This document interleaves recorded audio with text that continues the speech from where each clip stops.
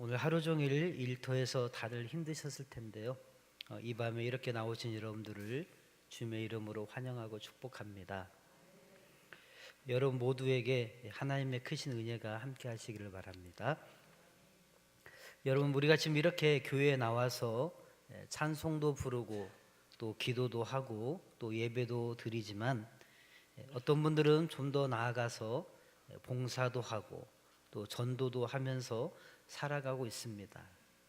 이렇게 살아가는 우리들의 삶의 내용을 뭐라고 하죠? 믿음 생활, 신앙 생활이라고 합니다.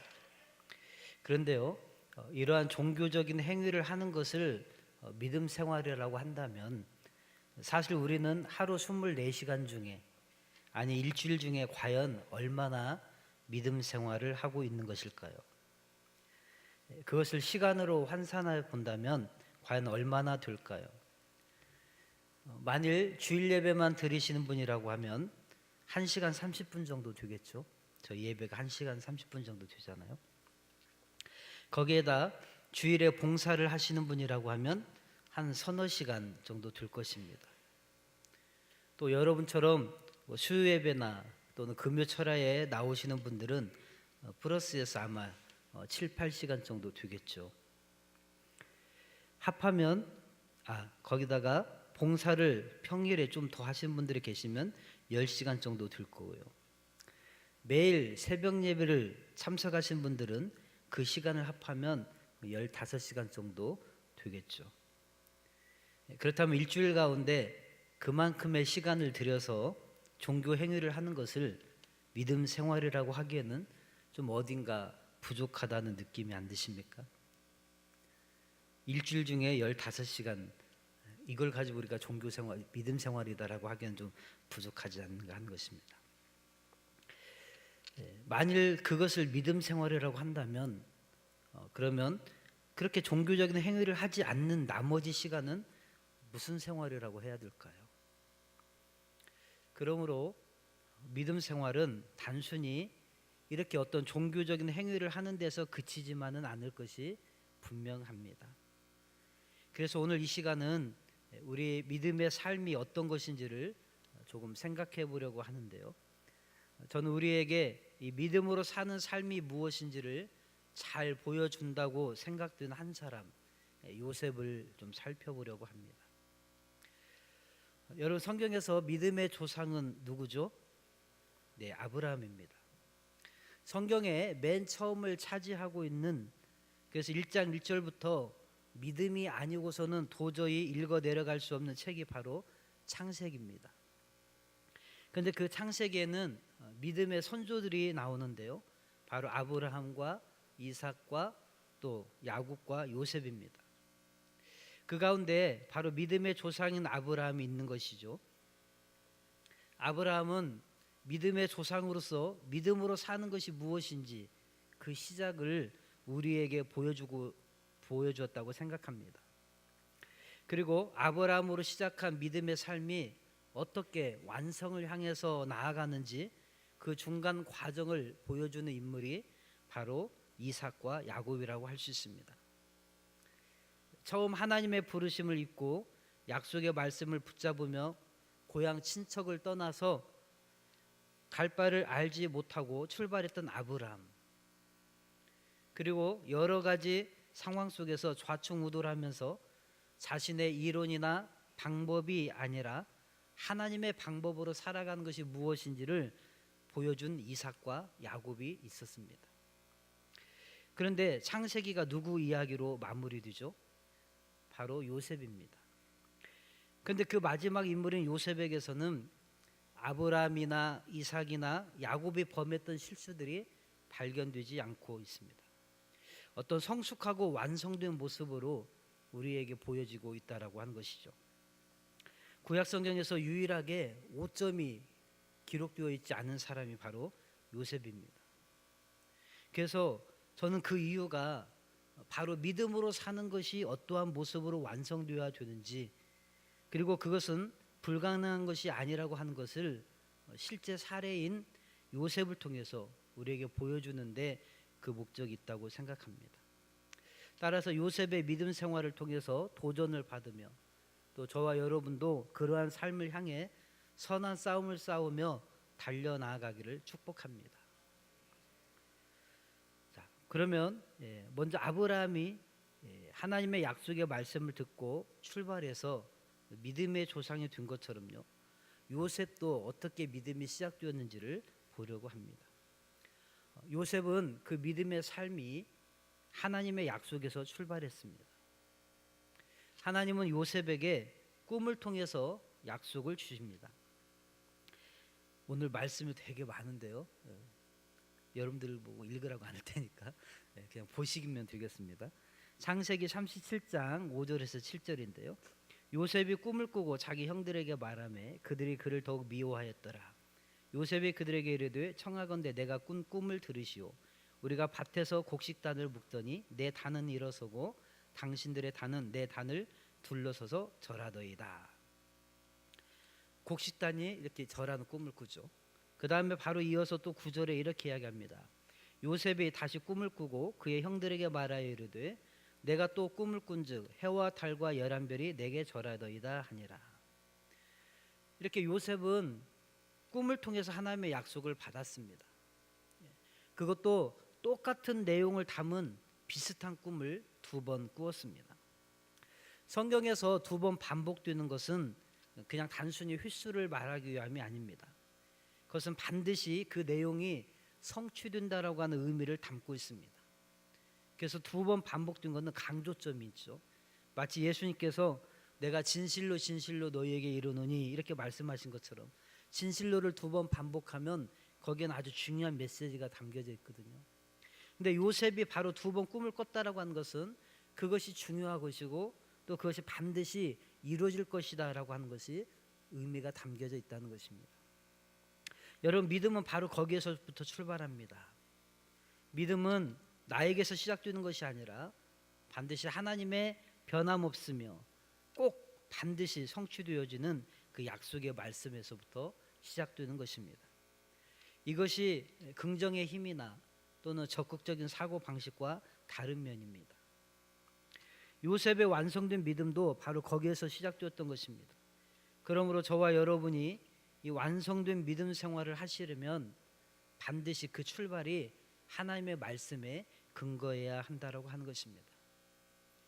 그럼 요셉이 그렇게 하나님의 약속을 굳게 붙잡고 살아낸 믿음의 삶의 내용이 무엇일까요? 그것도 좌충우돌하는 그런 것이 아니라 상황에 흔들리지 않는 그런 완성된 모습으로서의 믿음의 삶의 내용은 어떤 것인가 하는 것입니다. 저는 크게 4가지로 말씀드리려고 합니다. 첫 번째, 요셉의 믿음은요, 시험이나 유혹을 피하고 이기는 그런 모습을 보여줍니다. 창세기 39장에 보면 요셉은 보디발의 아내로부터 성적인 유혹을 받습니다. 39장 7절에서 10절인데요. 그 후에 그의 주인의 아내가 요셉에게 눈짓하다가 동침하기를 청하니 요셉이 거절하며 자기 주인의 아내에게 이르되 내 주인이 집안의 모든 소유를 간섭하지 아니하고 다 내 손에 위탁하였으니 이 집에는 나보다 큰 이가 없으며 주인이 아무것도 내게 금하지 아니하였어도 금한 것은 당신뿐이니 당신은 그의 아내임이라. 그런즉 내가 어찌 이 큰 악을 행하여 하나님께 죄를 지으리까. 여인이 날마다 요셉에게 청하였으나 요셉이 듣지 아니하여 동침하지 아니할 뿐더러 함께 있지도 아니하니라. 여러분, 요즘 미투 운동이 이슈가 되고 있는데요, 그만큼 남자들에게 있어서 성적인 유혹은 큰 것입니다. 상황이 안 돼도 힘을 이용해서라도 정욕을 채우려고 하는 것이 남자들의 마음입니다. 그런데 이거는 보디발의 아내가 먼저 다가오고 있는데 그것을 넘어서 매일같이 이렇게 반복적으로 요청을 했다 그랬습니다. 그러면 그 유혹에 넘어가는 것이 어쩌면 당연한 것입니다. 그런데 요셉은 그 유혹을 이겨냅니다. 그러자 이번엔 보디발의 아내가 좀 더 강하게 밀어붙입니다. 11절부터 13절인데요. 그러할 때 요셉이 그의 일을 하러 그 집에 들어갔더니 그 집 사람들은 하나도 거기에 없었더라. 그 여인이 그의 옷을 잡고 이르되 나와 동침하자. 그러나 요셉이 자기의 옷을 그 여인의 손에 버려두고 밖으로 나가매 그 여인이 요셉이 그의 옷을 자기 손에 버려두고 도망하여 나감을 보고. 보디발의 아내가 옷을 자꾸 늘어줘도 요셉은 그 유혹을 이겨내더라는 것입니다. 여러분, 우리의 믿음 생활도 그렇습니다. 우리가 하나님의 말씀을 제대로 알고 예수님을 인격적으로 깊이 만나면 유혹들을 이기는 모습을 보입니다. 어떤 분들은 술을 끊기도 하고요, 담배를 끊기도 하고요, 도박을 끊기도 하고요, 또 사창가 다니던 것을 끊기도 하고요, 음란한 것들을 즐기던 것을 끊기도 합니다. 그러한 것들이 바로 유혹이나 죄를 이기는 믿음의 모습을 보여주는 것이죠. 바로 요셉이 그러한 믿음을 우리에게 보여주고 있다는 것입니다. 두 번째, 요셉의 믿음은요, 고난 중에 인내하는 그런 믿음의 모습을 보여줍니다. 요셉은 그의 삶 가운데 애매한 고난을 겪는데요, 먼저는 형들의 시기와 질투로 인해서 노예로 팔려서 애국 군대 장관의 집에서 일을 하게 됩니다. 여러분, 요셉은 절대로 노예가 될 만한 신분이 아니었습니다. 그는 부유한 집에서 다른 형제들이 입지 못하던 그런 채색 옷을 입고 또 부모로부터 사랑을 독차지했던 사람이었습니다. 그런데 그가 하루아침에 형들에 의해서 노예로 전락한 것입니다. 그에게 뜻하지 않은 고난이 찾아온 것이죠. 창세기 37장 23절에서 24절인데요. 요셉이 형들에게 이르매 그의 형들이 요셉의 옷 곧 그가 입은 채색 옷을 벗기고 그를 잡아 구덩이에 던지니 그 구덩이는 빈 것이라 그 속에 물이 없었더라. 28절요. 그때 미디안 사람 상인들이 지나가고 있는지라 형들이 요셉을 구덩이에서 끌어올리고 은 20에 그를 이스마엘 사람들에게 팔매 그 상인들이 요셉을 데리고 애굽으로 갔더라. 36절인데요. 그 미디안 사람들은 그를 애굽에서 바로의 신하 친위 대장 보디발에게 팔았더라. 몸값을 받고 팔았습니다. 노예죠. 그래도 요셉은요, 원망하지 않고 인내했습니다. 그런데 이번에는 보디발의 아내의 음모로 인해서 감옥 생활을 하게 됩니다. 앞에서 살펴봤던 바로 그 유혹을 거절했다는 이유 때문입니다. 아니, 노예의 신분으로 사는 것도 쉽지 않은데 억울한 감옥살이라니. 당시에 변호사가 있는 것도 아니고 노예의 목숨이 주인에 의해서 파리 목숨처럼 좌지우지되던 시대에 언제 풀려날지 모르는 기약도 없는 감옥 생활을 시작하게 되는 것입니다. 바로의 술 맡은 관원장과 또 떡을 굽는 관원장의 그런 꿈을 해석해 주는 바람에 한번 회복할 기회가 있었지만 그것마저도 요셉의 도움을 기억하지 못했던 그 술 맡은 관원장의 부족한 기억력 때문에 물 건너 가버리고 맙니다. 그리고 기약 없는 감옥 생활이 또 이어집니다. 무려 그들의 꿈을 해석해 주고 난 지 만 2년이 지나도록 말입니다. 창세기 40장 21절에서 41장 1절을 보면 이렇게 이야기합니다. 바로의 술 맡은 관원장은 전직을 회복하며 그가 잔을 바로의 손에 받들어 드렸고 떡 굽는 관원장은 매달리니 요셉이 그들에게 해석함과 같이 되었으나 술 맡은 관원장이 요셉을 기억하지 못하고 그를 잊었더라. 만 2년 후에 바로가 꿈을 꾼즉 자기가 나일 강가에 서 있는데 그 꿈 해몽해주고 나서 2년이 지난 거잖아요. 그러니 감옥에 있는 그 요셉에게 무슨 기대감이 있었겠습니까? 차라리 2년만 참으라, 2년 후에는 억울한 누명이 벗겨질 것이다 라고 하는 어떤 그런 무슨 암시라도 받았다라면 버텨볼 텐데 그러한 것이 전혀 없었습니다. 그럼에도 불구하고 요셉은 원망 없이 2년을 인내합니다.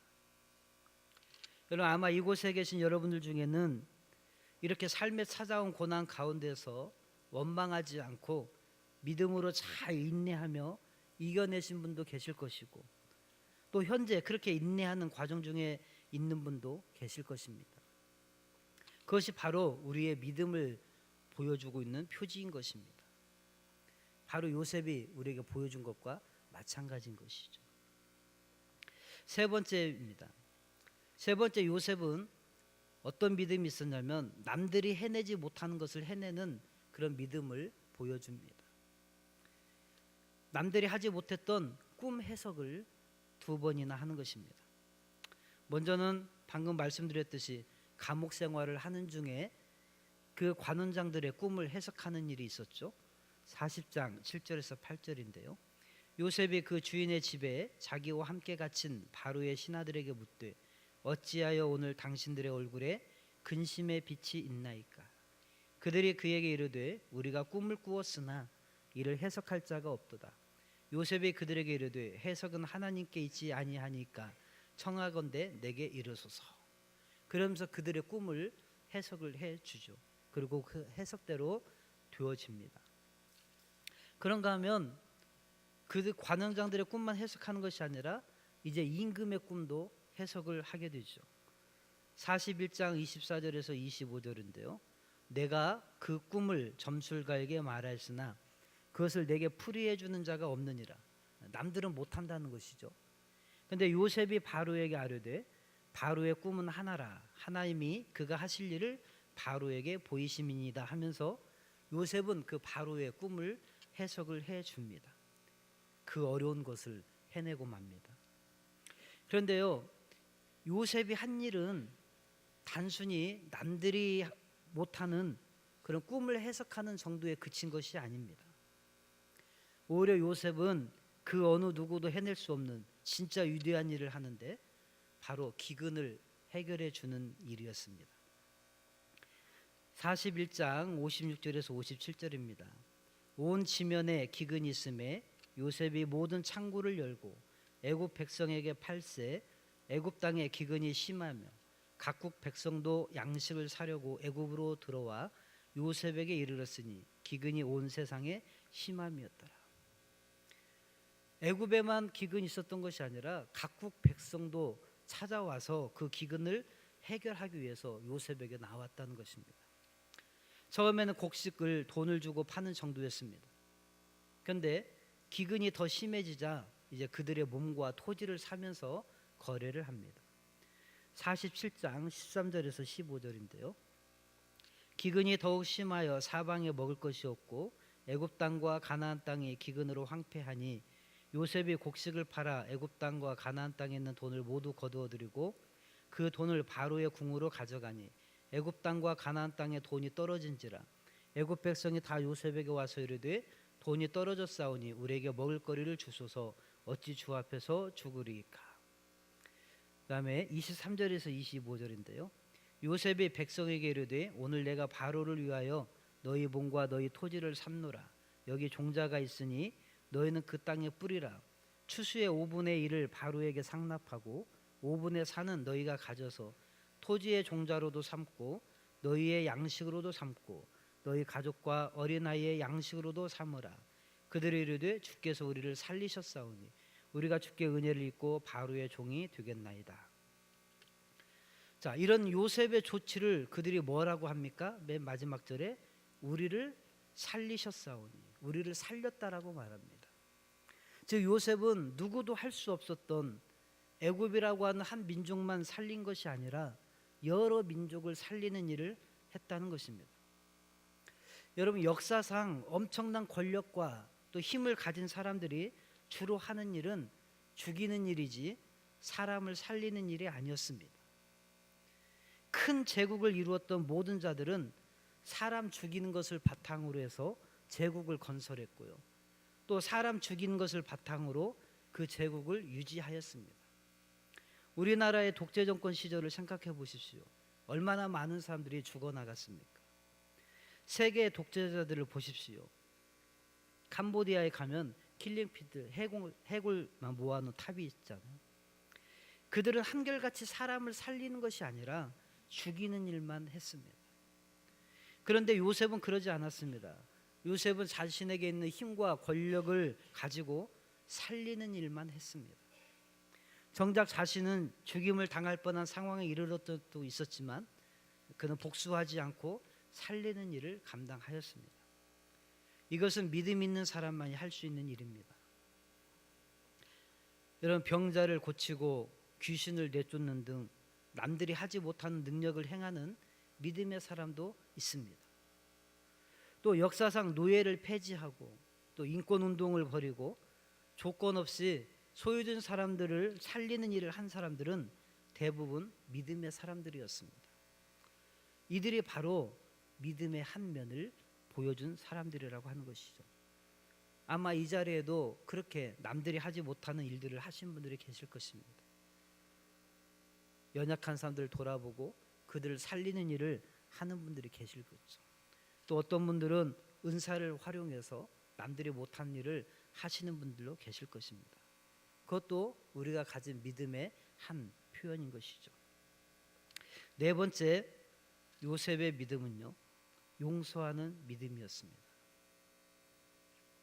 요셉은 자신을 노예로 팔아넘긴 형들을 나중에 만났을 때 용서를 합니다. 45장 3절에서 5절인데요. 요셉이 그 형들에게 이르되 나는 요셉이라 내 아버지께서 아직 살아 계시니까. 형들이 그 앞에서 놀라서 대답하지 못하더라. 요셉이 형들에게 이르되 내게로 가까이 오소서. 그들이 가까이 가니 이르되 나는 당신들의 아우 요셉이니 당신들이 애굽의 판자라. 당신들이 나를 이곳에 팔았다고 해서 근심하지 마소서. 한탄하지 마소서. 하나님의 생명을 구원하시려고 나를 당신들보다 먼저 보내셨나이다. 뭐 한 겁니까? 용서한 것이죠. 그런데 형들은 이렇게 자신들을 용서한 요셉의 그 마음에 대해서 확신이 없었습니다. 지금은 아버지 야곱이 살아계시니까 어쩔 수 없이 용서했다고 말했겠지, 이렇게 여긴 것이죠. 그래서 야곱이 죽자 요셉이 자기들을 이제는 복수할 것에 대해서 두려워하기 시작했습니다. 그것이 오늘 우리가 읽었던 본문 말씀입니다. 다시 한번 보겠습니다. 15절에서 21절인데요. 요셉의 형제들이 그들의 아버지가 죽었음을 보고 말하되 요셉이 혹시 우리를 미워하여 우리가 그에게 행한 모든 악을 다 갚지나 아니할까 하고 요셉에게 말을 전하여 이르되 당신의 아버지가 돌아가시기 전에 명령하여 이르시기를 너희는 이같이 요셉에게 이르라. 내 형들이 내게 악을 행하였을지라도 이제 바라건대 그들의 허물과 죄를 용서하라 하셨나니 당신 아버지의 하나님의 종들인 우리 죄를 이제 용서하소서 하며 요셉이 그들이 그에게 하는 말을 들을 때 울었더라. 그의 형들이 또 친히 와서 요셉의 앞에 엎드려 이르되 우리는 당신의 종들이니이다. 요셉이 그들에게 이르되 두려워하지 마소서. 내가 하나님을 대신하리이까. 당신들은 나를 해하려 했으나 하나님은 그것을 선으로 바꾸사 오늘과 같이 많은 백성의 생명을 구원하게 하시려 하셨나니 당신들은 두려워하지 마소서. 내가 당신들과 당신들의 자녀를 기르리이다 하고 그들을 간곡한 말로 위로하였더라. 여러분, 단순히 말로 용서했다고 하는 것으로 용서를 끝맺는 것이 아닙니다. 오히려 더 나아가서 당신들과 당신들의 자녀들까지도 내가 다 기르겠습니다 라고 말하는 요셉을 보십시오.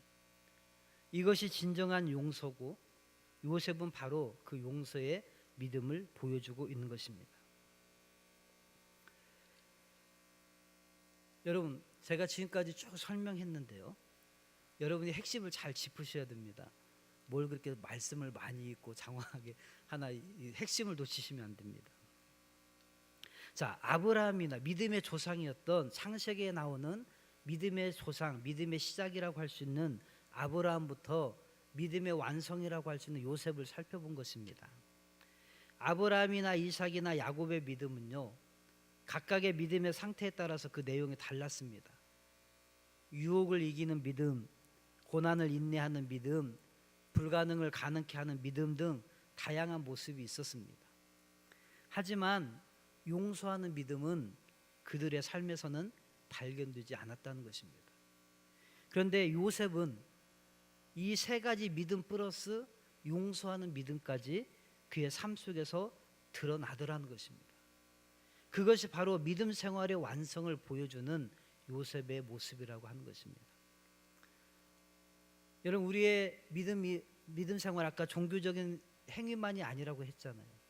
우리들의 일상의 삶, 살아내는 그 모든 삶이 믿음 생활인데 단순히 종교 행위를 하는 것으로 만족하는 것이 아니라 내 삶 속에 이러한 삶의 모습이 나타나는가 하는 것입니다. 유혹들을 이기는 모습, 고난 중에 인내하는 모습, 또 남들이 못한 것을 믿음을 이용해서 해내는 그런 모습들이 우리에게 나타나는가 하는 것입니다. 분명히 우리 중에는 믿음의 분량에 따라서 유혹을 이기는 단계의 믿음의 사람이 있습니다. 또 어떤 분들은 고난 가운데 인내하는 믿음을 소유하신 분들도 계십니다. 또 어떤 분들은 남들이 하지 못하는 것을 할 수 있는 능력의 믿음을 소유하신 그런 분들도 분명히 계실 것입니다. 그런데 저는 오늘 강조하고 싶은 것이 뭐냐면 우리 믿음의 완성이 어디에서 이루어지는가 하는 것입니다. 창세기가 어디에서 완성되어서 맞춰지는가 하는 것이죠. 바로 용서하는 믿음의 삶이라고 하는 것입니다. 진짜 믿음의 최종적인 완성의 상태는 바로 용서하는 믿음인 것입니다. 여러분, 이 모습은요, 예수님에게서도 발견할 수 있습니다. 예수님은 하나님의 말씀이시면서 또한 당신이 하나님의 말씀의 부르심을 받고 그 말씀을 굳게 붙잡고 공생의 삶을 시작하셨습니다. 그분의 믿음의 시작을 보여주신 것이죠. 그리고 광야에서 3가지 유혹을 이기는 믿음을 발휘하셨습니다. 그리고 많은 박해와 조롱과 멸시 속에서도 인내하는 믿음을 보여주셨습니다.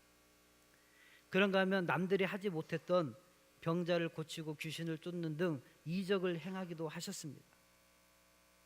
예수님은 권력자에 의해서 죽임을 당하셨습니다. 종교계의 권력인 대제사장들과 또 바리새인들, 사두개인들에 의해서 죽임을 당하셨습니다. 그리고 정치계의 권력인 헤롯 왕과 본디오 빌라도에 의해서 죽임을 당하셨습니다. 그런데 예수님은 공생의 내내 살리는 일만 하셨습니다.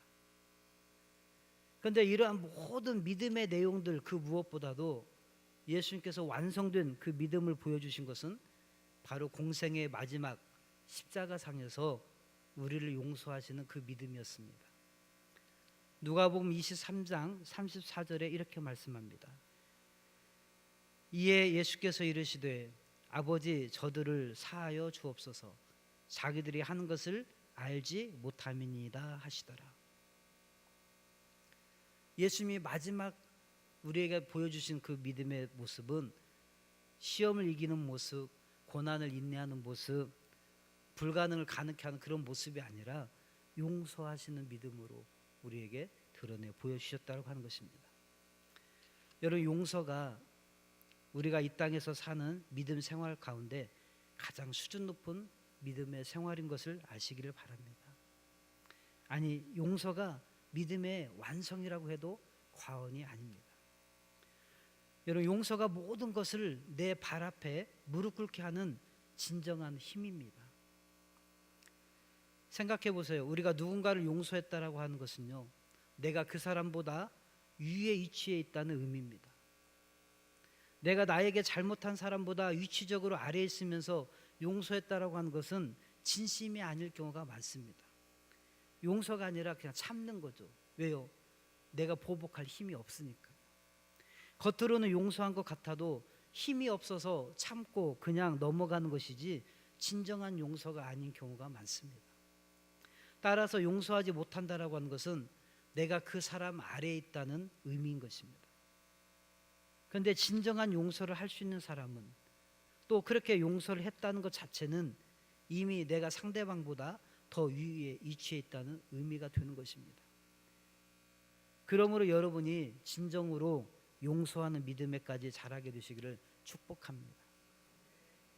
그럼에도 불구하고 다른 믿음 생활은 다 되는데 그것만큼은 안 된다고 하신 분들이 계십니다. 교회 유혹도 잘 이겨내고 고난도 잘 이겨내고 또 은사도 잘 사용해서 능력도 행하기도 하는데 용서하는 것만큼은 안 된다고 생각하는 것입니다. 나는 죽어도 그것만큼 못해요. 이런 분들이 계시더라고요. 여러분, 그런데요, 성경은 그것이 가능하다고 말씀하십니다. 그 사례를 보여주는 사람이 바로 오늘 요셉이었고, 신약 성경에서는 바로 스데반이 보여주었던 것입니다. 사도행전 7장 59절에서 60절입니다. 그들이 돌로 스데반을 치니 스데반이 부르짖어 이르되 주 예수여 내 영혼을 받으시옵소서 하고 무릎을 꿇고 크게 불러 이르되 주여 이 죄를 그들에게 돌리지 마옵소서 이 말을 하고 자니라. 예수님도 십자가에서 마지막으로 용서를 선포하고 돌아가셨고 요셉도 자신의 인생을 마지막을 용서를 다시 확증시켜주면서 삶을 마감했고요. 스데반도 자기의 순교 마지막 순간에 용서를 선포하고 잠이 들었다, 죽었다 이 말입니다. 여러분, 그러므로 우리도 용서가 가능하다고 하는 것입니다. 여러분도 용서를 하실 수 있는 힘이 있으시다는 것입니다. 그것을 가능하게 하신 분이 여러분이 아니라 바로 주님이시기 때문에 그렇습니다. 히브리서 12장 2절 마지막 말씀이니까 같이 읽어보겠습니다. 믿음의 주요 또 온전하게 하시는 이인 예수를 바라보자. 자, 믿음의 주인이 누구라고 말씀하십니까? 예수님입니다. 그리고 그 믿음을 온전하게 만들어 주신 분도 예수님이라고 말씀합니다. 여러분이 되고 안 되고가 아닙니다. 주님이 여러분에게 그렇게 해주실 수 있으신 분이라고 하는 것입니다. 따라서 우리가 용서하는 완전한 믿음의 분량에 이르도록 우리가 믿음의 주이신 예수님만 바라보고 의지해야 된다고 하는 것입니다. 그분의 마음을 구해야 된다는 것입니다. 근데 다른 것에는 우리가 믿음을 쓰면서 왜 용서하는 것에 대해서는 믿음을 사용하지 않는지 모르겠습니다. 여러분, 제가 설교를 준비하면서요, 본문들을 쭉 살피다가 신기한 것을 발견했습니다. 물론 여러분에게는 신기하지 않을 수 있습니다. 저한테만 신기할 수도 있어요. 뭔가 하면 제가 지금까지 여러분들 계속 성경 말씀을 설명을 해드렸는데요, 요셉과 관련되어 제가 말씀드린 부분들이 다 2번씩 기록되어 있다는 것입니다. 처음에 말씀드렸던 것 같이 요셉이 꿈을 꾸는 것이 2번 반복되었다고 했죠. 처음에는 곡식단이 절하는 것을 꿈을 꾸더니 2번째는 해와 달과 11별이 절하는 것을 꿈을 꿨다 그랬습니다. 그런데 꿈만 2번 꾼 것이 아니라 나머지들도 2번씩 반복되더라는 것입니다. 요셉이 보디발의 아내에게 유혹받는 것이 2번 반복되었죠. 처음에는 눈짓만, 그런데 2번째는 옷을 잡아 당기는, 그렇게 반복되었습니다. 그런가 하면 요셉이 겪은 고난도 2번 기록되었다고 했죠. 처음에는 형들에게 팔리는 모습으로, 2번째는 보디발의 아내에 의해서 감옥에 갇히는 모습으로. 요셉이 꿈을 해석하는 것도 2번 반복이 됩니다. 관원장들의 꿈을 해석해 주고요, 2번째는 바로의 꿈을 해석해 주더라고요. 마지막 요셉이 형들을 용서하는 장면도 2번 반복되었다고 했죠. 처음에는 야곱이 죽기 전과 나중에 야곱이 죽은 다음이고. 여러분, 신기하지 않습니까? 저만 그런가요? 왜 이렇게 요셉의 어떤 행동들이 2번씩 반복하여 기록되었을까 하는 것입니다. 제가 창세기를 기록한 모세의 의도나 하나님의 정확한 뜻은 솔직히 모르겠지만, 처음 말씀드렸던 것처럼 성경 전체를 통틀어서 살펴보면 그것은 어떤 목적이 있다라는 것을 추측이 가능하다는 것입니다. 그것은 바로 그 삶은 반드시 2번씩 말한 것은 뭐 한다고요? 성취가 확실히 된다라고 하는 것입니다. 그러면 요셉의 삶에서 이것이 반드시 성취가 되었던 것처럼 저와 여러분들의 삶 속에서도 이것이 반드시 성취되게 되어 있다는 것입니다. 아멘. 여러분이 예수님만 바라보고 예수님의 마음을 받고 예수님의 은혜를 구하고 능력을 구하면 용서 못할 사람이 없다는 것입니다. 반드시 용서의 자리까지 나아가는 그 믿음의 완성을 가져올 수 있다라고 하는 것입니다. 여러분, 하나님의 약속을 붙잡고 살면 우리도 반드시 승리하는 인생이 될 수 있음을 볼 수 있습니다. 물론 그렇다고 해서 요셉이 예수님의 십자가 용서가 필요 없는 인물이라는 말은 아닙니다. 그가 성경에 오점이 하나도 기록되어 있지 않다고 해서 그럼 예수님의 십자가 용서가 필요 없는 모든 사람이 죄인이라고 했는데 요셉은 외유겠네? 이게 아닙니다. 다만 창세기 마지막 인물을 통해서 예수 그리스도를 예표하고 있는 것입니다. 무엇에 대해서 설명한다고요? 믿음에 대해서. 아브라함부터 요셉까지 쭉 끌어가면서 믿음이 어떻게 시작되는 것이고 과정에 어떠한 과정을 거치는 믿음이 어떤 것들이 있는 것인지를 보여주고 그것을 마지막에 완성된 모습으로 요셉을 보여주는 것이죠. 바로 예수 그리스도를 예표하고 있는 것입니다. 여러분, 저와 여러분들의 믿음의 생활, 단순히 종교 행위를 하는 그 몇 시간, 일주일 중에 15시간, 가장 많아야 15시간인데 그게 믿음의 생활이 아니라 여러분의 전 존재와 전 시간을 다 사용해서 이렇게 살아내는 삶이 바로 믿음 생활인 것입니다. 그 믿음 생활의 완성인 용서의 단계까지 나아갈 수 있고 그래서 자유를 누릴 수 있는 저와 여러분들이 되기를 주님의 이름으로 축복합니다. 기도하겠습니다.